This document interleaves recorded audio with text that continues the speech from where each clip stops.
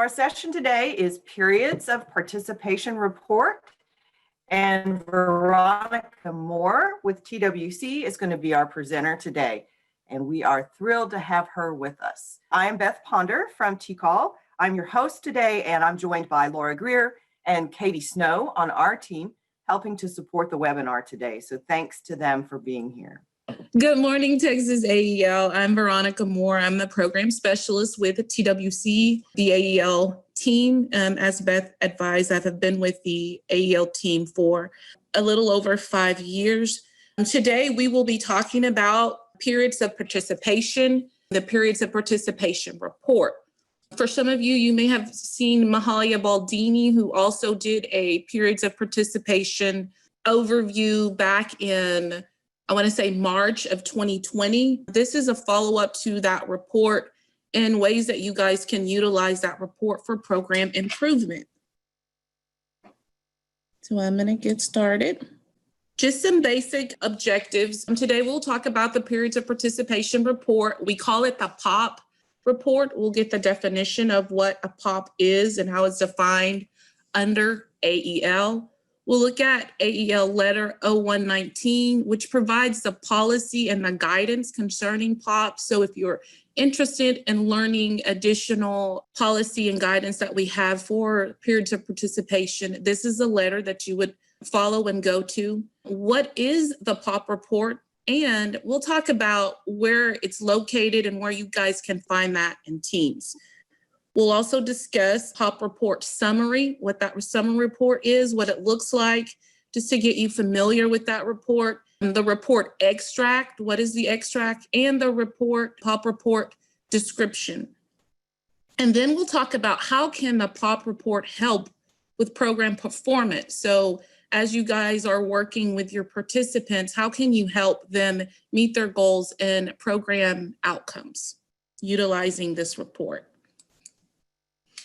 So let's talk about periods of participation and important facts about performance. First, we're going to let's define what a period of participation is. So we're looking at periods of participation. It's a measured interval between the time an individual is eligible for AEL program, meaning they've had a pre-test, they've accrued 12 hours, and from the time that it ends, which is when there's no more participatory services or that individual hasn't had services within a 90-day period. Remember that your POPs can span across program years, and a participant can have multiple POPs. And what that means is as your participants come in, acquire 12 hours and leave, meaning have no participatory service within that 90-day time frame, they may come back after that 90-day time frame, and then they become and get another 12 hours, then they become a participant again. So within the program year, you can have multiple periods of participation. And remember that POPs also span across program years. So from one program year to another, individuals can have those periods of participation. Another thing to remember is that POPs add an additional period of measurement that we use to calculate a student's participation, meaning contact hours, testing intervals, and then how they fall into exit-based measures or performance across program years. So wanted to reiterate with your POP and your POP performance, okay? So some high level things, and I try to keep everything high level because it could get weedy when you're talking about POPs and individuals coming in and out of POPs. A period of participation starts when an individual has acquired 12 direct contact hours, okay?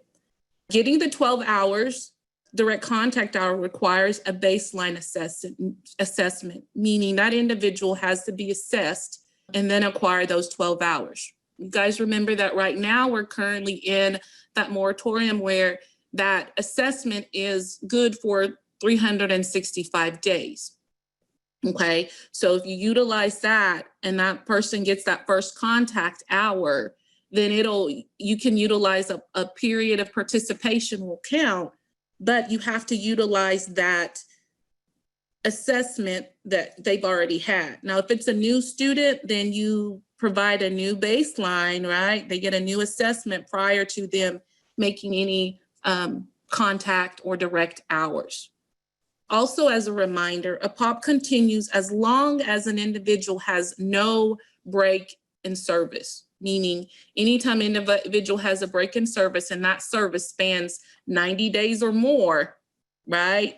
And there's no qualifying services in between, then that POPs will lapse. If they continue and maybe it's 60 days or 50 days, and then they come back and they get an hour, it still keeps that POP open. It's just that 90 days or beyond. So remember that qualifying services are direct contact hours, proxy hours, and if an individual is in an IET, which is an integrated education and training, it is up to 60 days after the last direct contact hour was provided. So if I'm in an IET and that basic education or contextualized class ends, but the training continues, you have 60 days to continue that training only before that POP lapse, if that makes any sense. So when we're talking about periods of participation and performance-based measures, we want you to remember that when we're talking about program year-based, we're talking about the enrollments and sub-targets. So with a POP report, you'll be able to look at the enrollment and sub-targets or regular enrollment on this report. This also will help with those that are falling into needing a measurable skills gains based on if they became a participant within that program year. Remember, MSGs are within the program year. Periods of participation can span across program years. So periods of participation are exit-based, okay? This is the credential rate. These are things that the program get rated on. So the credential rate and employed enrollment measures, meaning employed enrolled Q2 after exit and then employed enrolled Q2 through 4 after exit. So periods of participation are within a program that spans how long an individual is participating in that program, when he or she exit, and what measures they may fall into when they exit. Veronica, we have a question from Lucia. Can an assessment that is less than 365 days be used if the student has an exeter flag due to 90 days without service? Yes, it can. So if the individual has 90 days without service and that individual becomes an exeter, you would have to technically reorientate that individual, but you can still utilize that assessment because it's no later than the 365 days from the last one. So you could use that to bring that individual back into the program. Great question.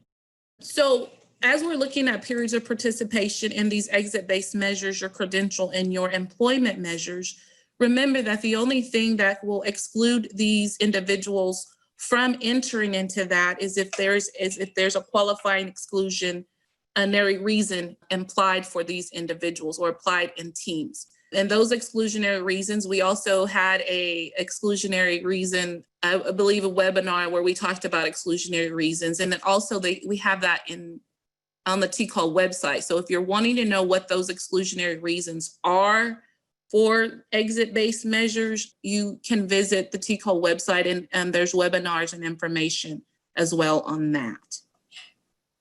We did have a follow-up question from Jeannie. So the exit does not matter, just to clarify.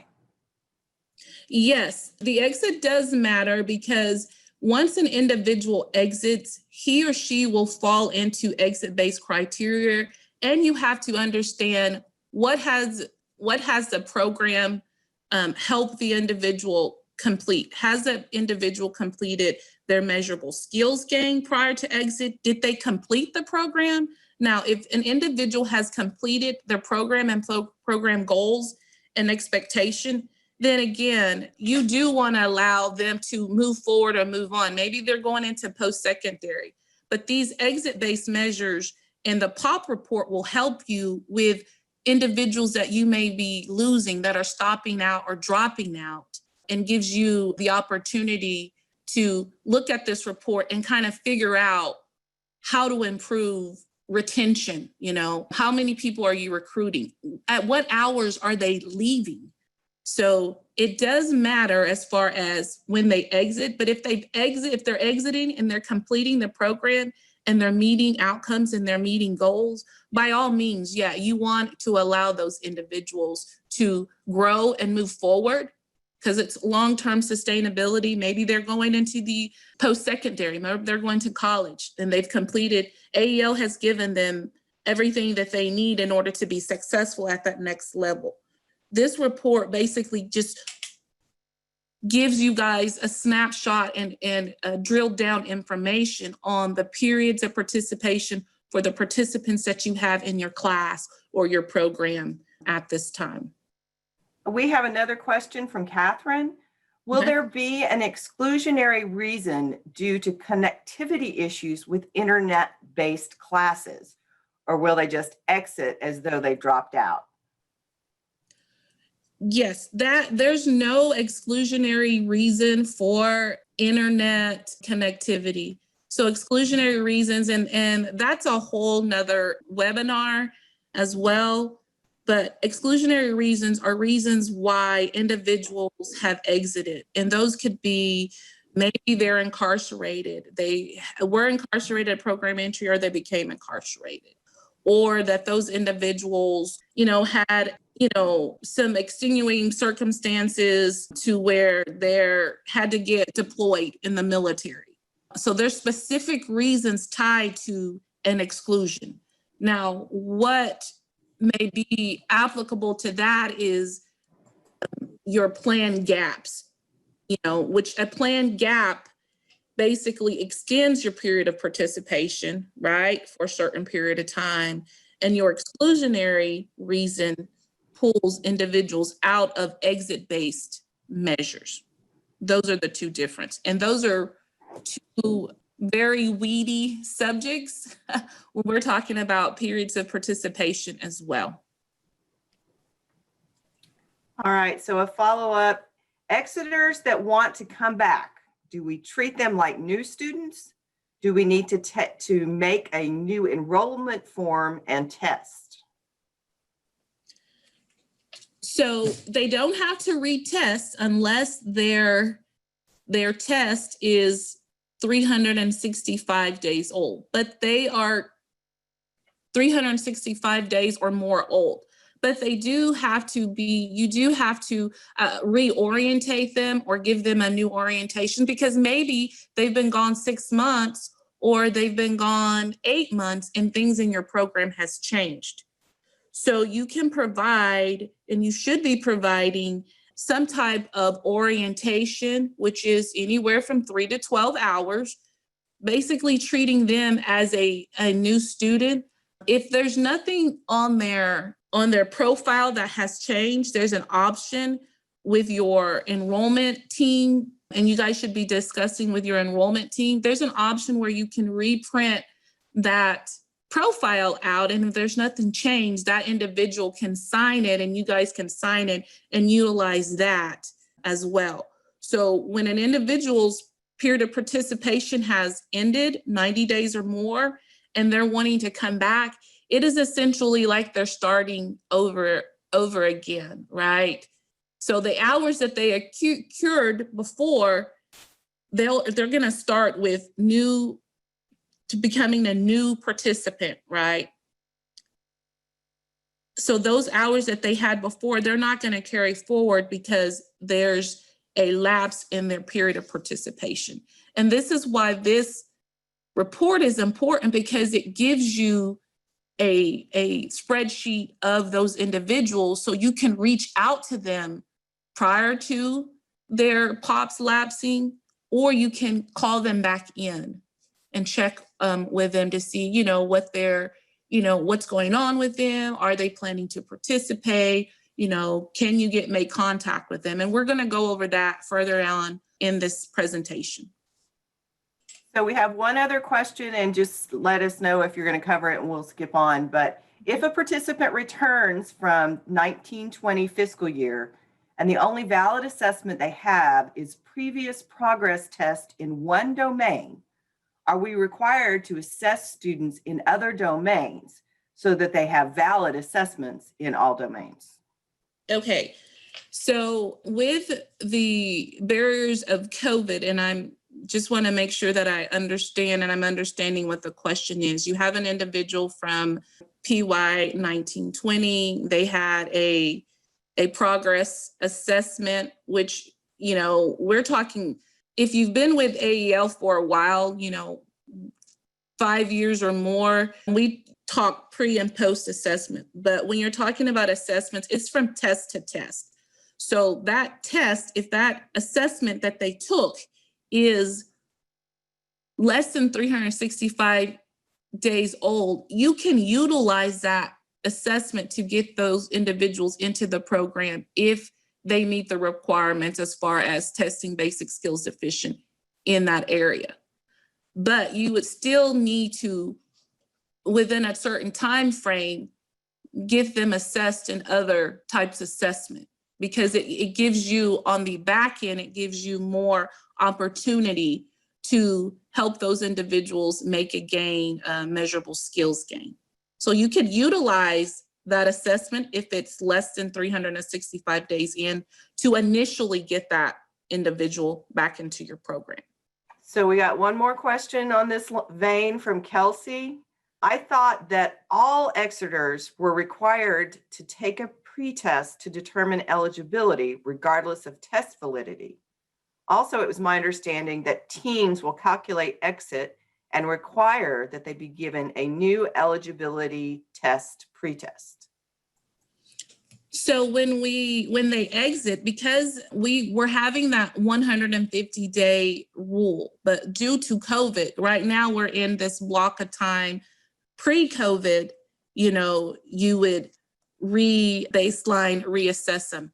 But because of COVID, we're opening up the ability for them to utilize that test that is less than 365 days old. Because we know all of the barriers and constraints that we've been facing with getting individuals assessed with COVID and all the restrictions and the social distancing requirements, and the ability to get less participants assessed based on COVID regulations. So that has opened that up. So you could utilize that to get a student back in, because although that individual has exited, they still have a valid test that is approved that they can utilize if it's less than that 365 days. Those are all the questions we have right now. Okay, great questions. So just the policy. So if you guys are wanting to know the policy behind the periods of participation letter, it will be AEL letter 0119. I've also the link to that, which is on the TWC website underneath policies and letters. You can go again to the 0119. This will give you the local flexibility, the no local flexibility. It'll talk about the start of a POP, the end of the POP, how that works with measurable skills gains, how that looks when you're working with individuals that are in workforce training or your integrated education trainings, which we call IETs. You may be more familiar with that acronym. When ending a plan gap for participatory services, and then month-to-month plan gap. So in this letter, it'll talk about those local and no local flexibilities within this letter that will give you more information about periods of participation. So let's talk about the report itself, because we are really wanting to just go over, just the report itself and how you guys can utilize it in the field when you're working with individuals in your programs and participants. So let's talk about the POP report in its entirety.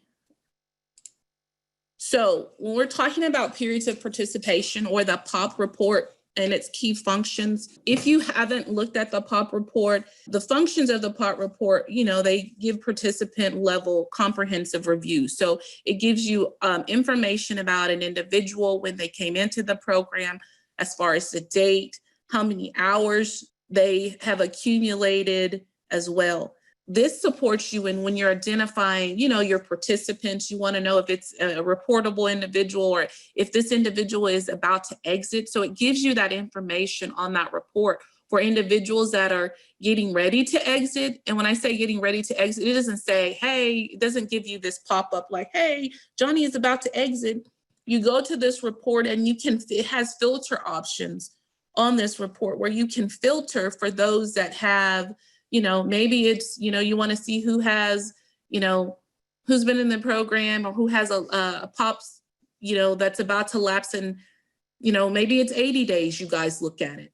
It's also important that as you're looking at this report, that whoever your quality assurance or performance accountability, or even your instructors, if you have participants that are not showing up, you're able to go into this report and see how many days has it been since Johnny has attended my class. And if it's, 60 days or 80 days, maybe your program has a time frame where they follow up every 45 days, or, for anyone that has over 30 days and no service, maybe there's something that you have within your own standard operating procedures where you look at, or that you can relay this information to your follow-up staff that are actually doing outreach and recruitment for your participants.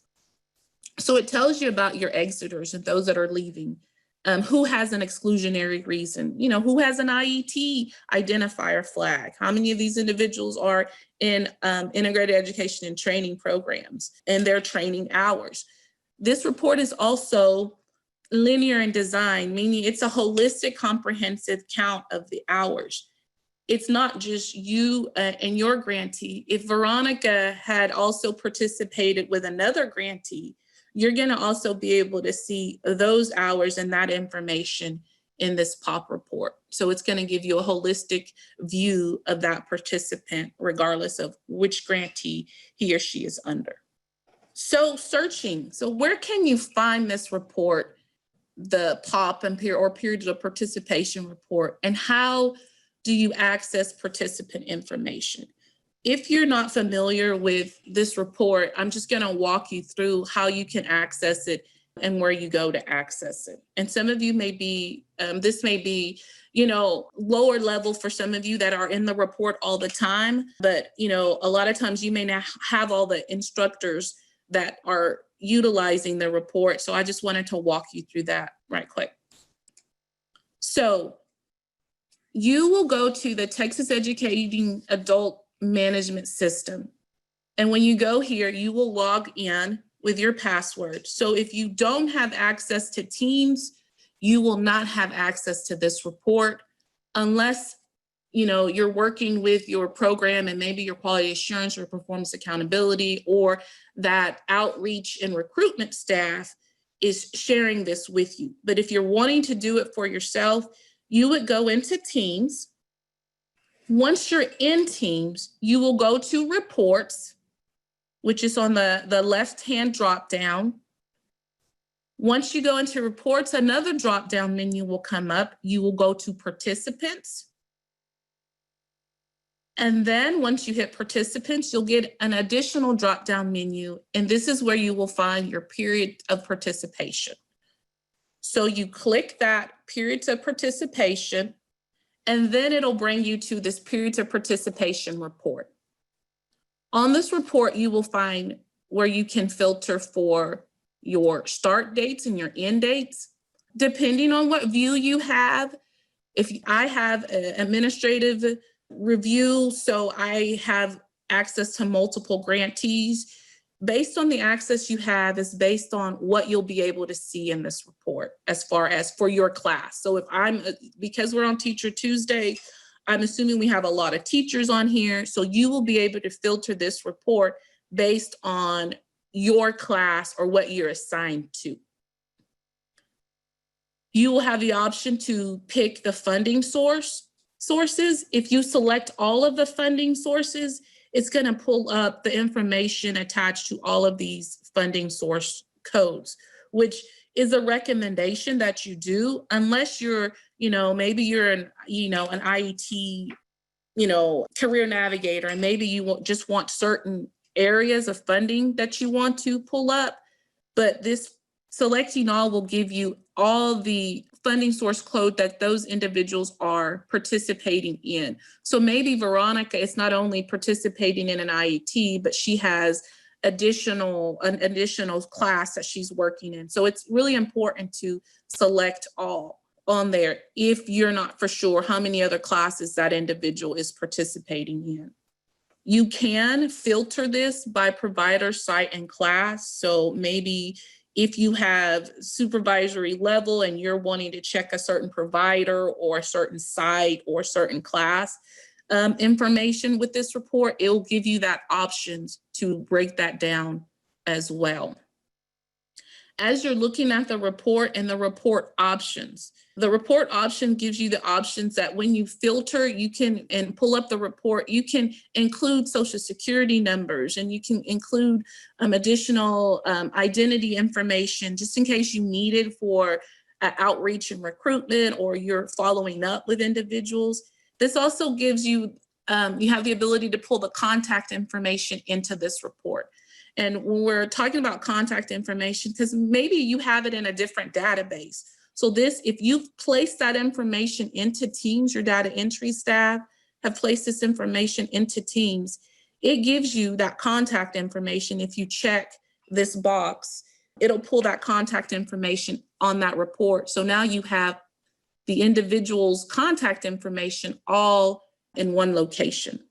So you will have the ability to also, when you're talking about participants, and I have a star underneath this report options here, you will have the option of, do you want this report to include everyone that's a participant, meaning 12 plus hours, or everyone that you're pulling up that your program or your class or your provider has touched, right?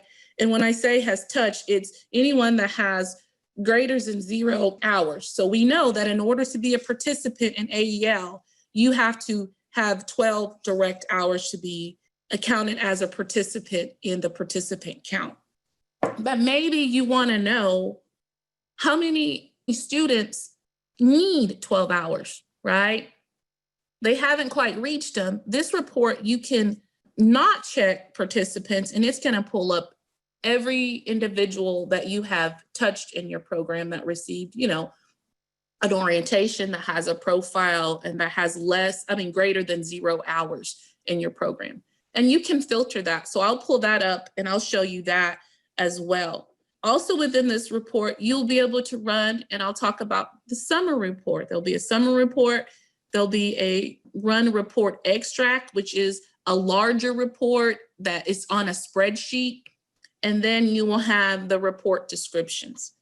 So let's go to the summary report. So if I go back and I hit run a summary report, and you have it both at the top and the bottom of this page for periods of participation, this is what's going to pull up. This is how the run summary report looks. These are, again, high level, who is a participant, have they exited already? Are they getting ready to exit? So this is how this report will look when you pull it up. If you notice, it'll give you number of participants, right? So it'll have periods of participation and have the date that you started, meaning the date range that you pulled for this report, and the end date that you pulled for this report, your grantee name, and it'll have all the funding source codes that you pulled for this report. Then it'll give you the number of participants. How many participants do you have on this report, included in this report? So this is just a high level overview of that performance as far as hours of instructions for that report. So as you can see, it'll have the participant name, their ID. If you have other document numbers, like some people have maybe their college ID numbers that they may have included in their profile, their date of birth. Are they participants or participant flag? Are they a reportable individual? And if they're an exiter. And these are basically, and then so forth, so on. You have the hours, days since last service. So when you're looking at days since last service, for the first one, you'll see that 212 days have lapsed since this individual's last service. So this tells me that this participant is an exiter. When it comes to exiter, it'll say yes. If I wanted to, and I'll show you on the next report, the extract, if I wanted to filter by all the ones that have exited, because maybe I want to reach out to those individuals, then I could filter by this exiter flag as well. Veronica, we have a question for Lorraine, from Lorraine. Okay. Can you please explain the different flags displayed on the report? Thank you. Yes, and we'll go over that too underneath the descriptions, because there's the reportable individual, there's the exiter flag, and then there's the participant flag. So these tell you if this individual as a participant, has he or she become a participant, meaning have they received 12 or more hours? Is this a reportable individual based on WIOA and those measures? And is that individual an exiter? So I'm going to go over that further down as well, just so you can see in the report description. And I'll give you some information on, using that report description as a desk aid as you're looking at this POP report as well. So this is a report extract. So if I go back to the periods of participation, in the middle, it is run report extract. So when you hit run the report extract, after you filtered for what you need, this is the report. This is how that report looks. Okay. So you have the POP report extract, and it has, it's this big spreadsheet. And I'm gonna share with you how that looks. Okay, so this is the report extract. So when you pull it, it'll ask, do you want to open this extract, which is this Excel spreadsheet. I have removed the participant ID and student names just so, there's no PII or anything shared on this presentation. But this is what you'll see on that POP report extract. You'll get the age of the participant. It has an A through, I want to say AG filtering process.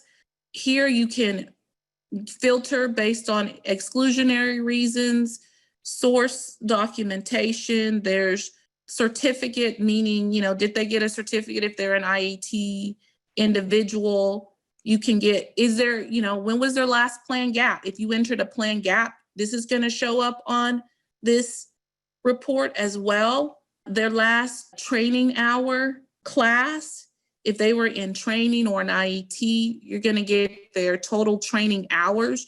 So if you're looking at this report and you see that this participant here in 10, right, was in an IET class and participated in IET, by the same token, you see that an individual has training hours. So if that individual doesn't have any training hours and that class was an IET class, then you can go back and see, well, why don't they have training hours? Maybe it's because, they started the basic education or basic skills class prior to training and that student never participated in the training, or that participant stopped out or dropped out as well. So you can utilize this report to kind of gauge, where your participants are. It'll give you last direct hour date. You can look at your total direct hours when you're looking at where these participants are falling. And again, this is a massive report as far as data. And we do recommend that, if you have a quality assurance or data person that's pulling these reports, that you're looking at these and that you're sharing these out with your staff, or that staff is able to go in and utilize that at a class level or a provider level or site level as well.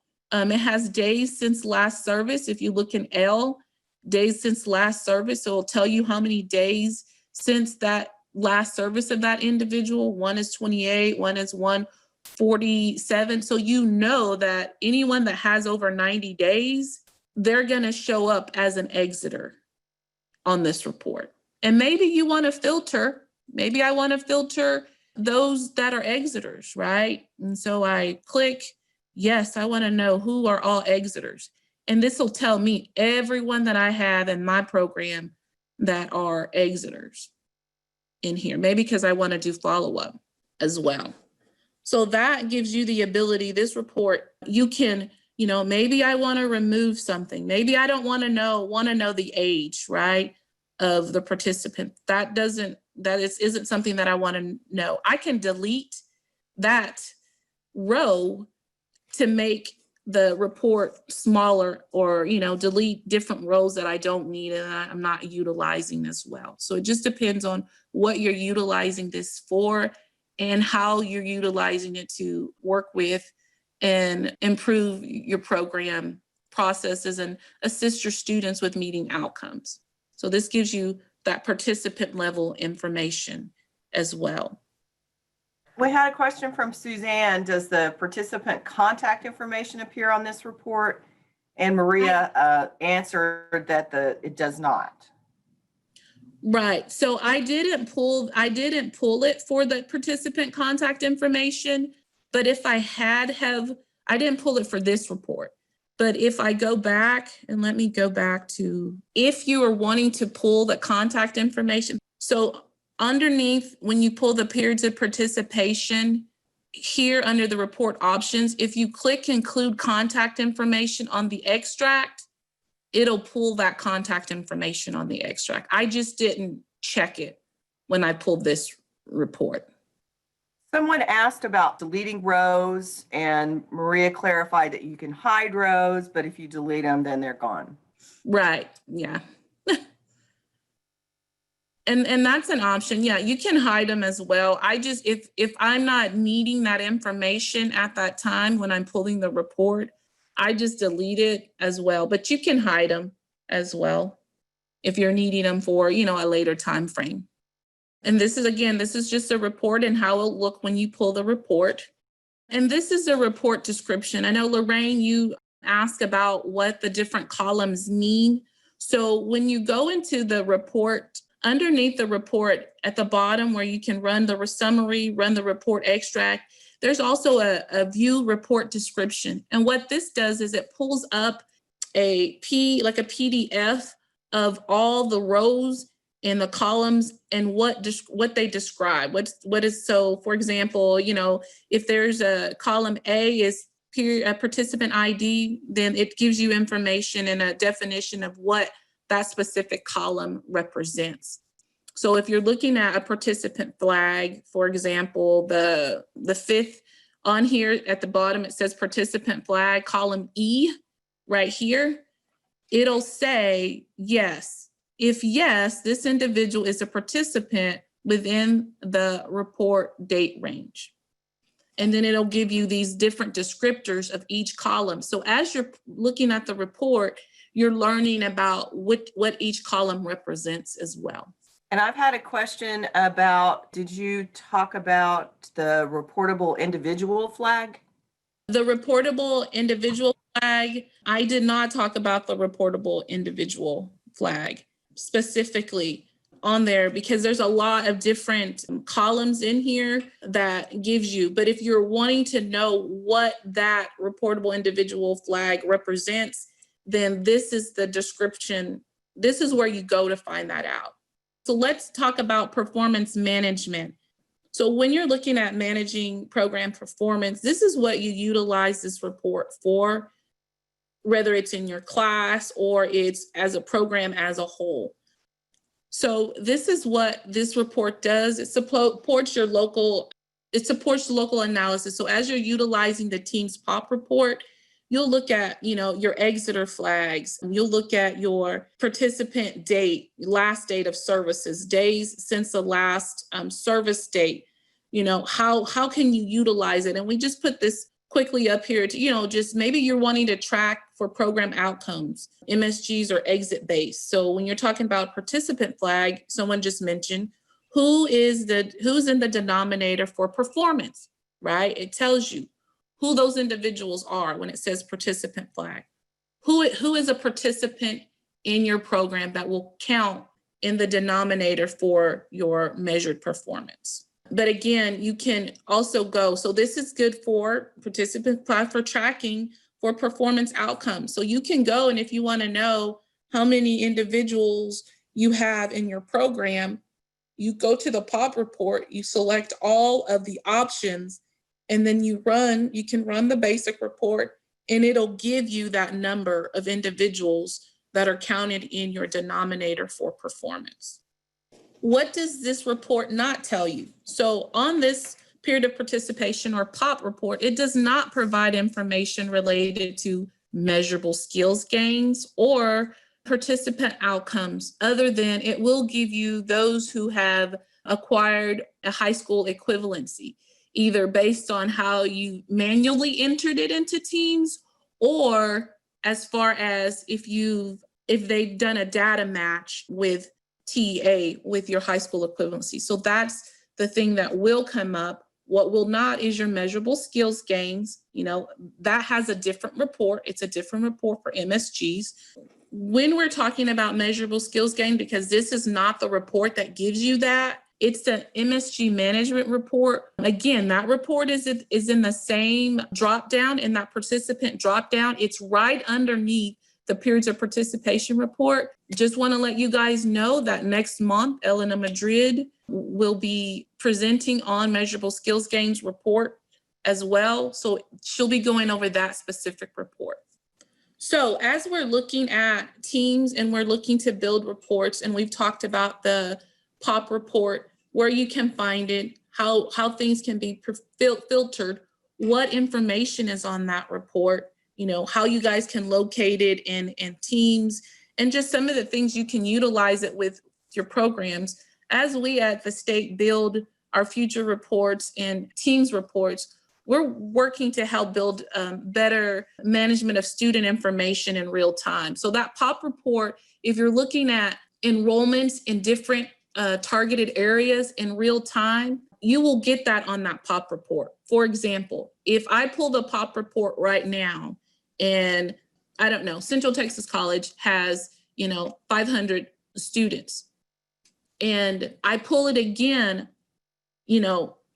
later today, and Central Texas has 560 students, it's because between the time I pulled it to this morning or right now and the time I pull it later on, there's been data entry going on. So the POP report is in real time, right?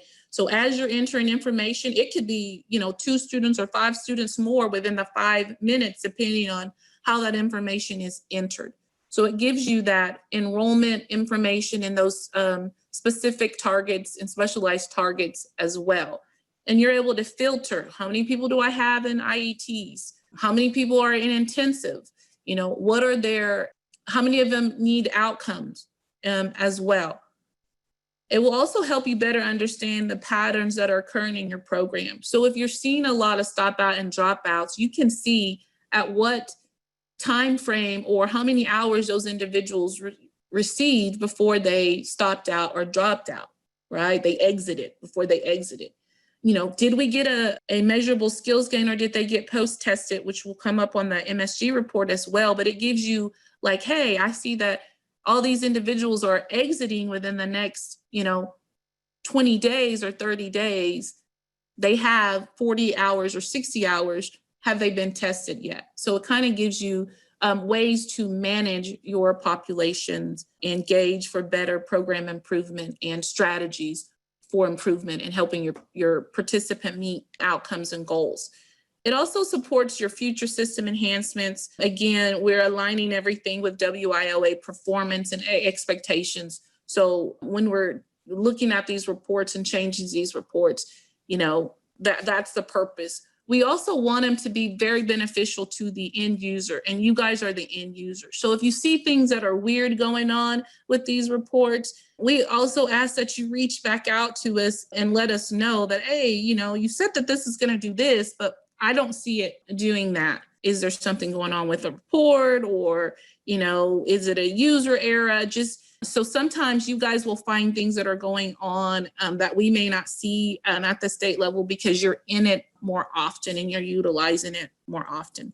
So don't hesitate to reach out to your designee at your local level that's in charge of teams, what we call your local team SME, or our team's technical assistance if you're having issues or concerns. The next one, and just any additional questions. That is the periods of participation report. It's very high level. It will take, and I will say it will take you getting in it and playing with it for a little bit to kind of get used to some of the functionality of it. The more you're in it, the more you play with it, the easier it is for you. You could utilize it as a great resource for improving program performance, looking at how you are keeping students or retaining students, or what you need to do as far as improvements as well. First question, on page 4 of AEL letter 0119, on the reestablishing participant status, it explains that an Exeter will need a new test to establish eligibility. Is there a new letter to this, or due to the pandemic, there is local flexibility? It is due to the pandemic, and it's in the pandemic information that we place that on that as well. So in the letter, it says that, but no, there's no new letter coming out. We do have, and I'll reach out, maybe one of my team members has that information that they can pull, or you can go to the TCAL website and it'll tell you about the pandemic changes that we've implemented as well. One from Kim, will POP numbers ever go down, or should it steadily increase as we enroll new students? Are students ever removed from the POP? It is based on program year, so you'll be able to see anyone that has become a participant within that program year or that time frame that you selected, where they fall for that program year or across that program year. Because I can be a participant in 1920, come into 2021, and all of that information is going to follow me if I become a participant this current program year. All right. Thank you, Veronica. I think we got everything, and there were some questions about the COVID guidance, and a couple of team members have gone ahead and put the link to the COVID FAQ, Okay. which is on the website, where I think all that information can be found. Awesome. Thank you, guys. You had some great questions. Again, I encourage you to, if you have a chance or some extra time, to get into the POP report and start playing with it a little bit. You do have to get yourself familiar with the report and its functionalities as well. So I would just encourage that you go in, play with it, filter for certain things, and then figure out how you can best utilize it for what you need, because different programs may utilize it for different purposes. Maybe it's retention and recruitment. Maybe it's to get students that have exited back into the program. There's different ways that you can utilize that period of participation report. And again, it's specific to what you feel like you need it for. It just provides some additional information that you need. Maybe it's contact information, and maybe someone needs it for, contact information of those individuals or your students. This is where you can find it if that contact information has been included or added in Teams. Well, thank you, everyone. Lots of thank yous, Veronica, in the chat. And thank you for the great information. And I hope everybody has a great rest of the day. And we will see you next month.